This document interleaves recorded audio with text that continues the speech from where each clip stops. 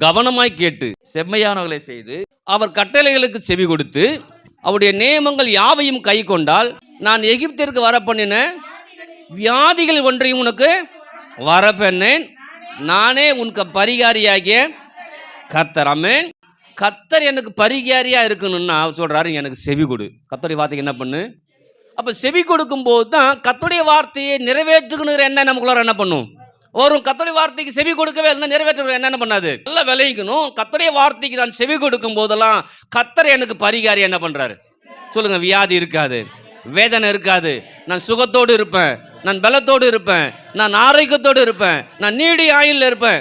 சொல்லுங்க, இயேசு எனக்கு பரிகாரி, இயேசு எனக்கு பரிகாரி, இயேசு எனக்கு பரிகாரி, இயேசு எனக்கு பரிகாரியா இருக்கிறதால நான் பலத்தோடும் சுகத்தோடும் ஆரோக்கியத்தோடும் இருப்பேன். ஆமென்.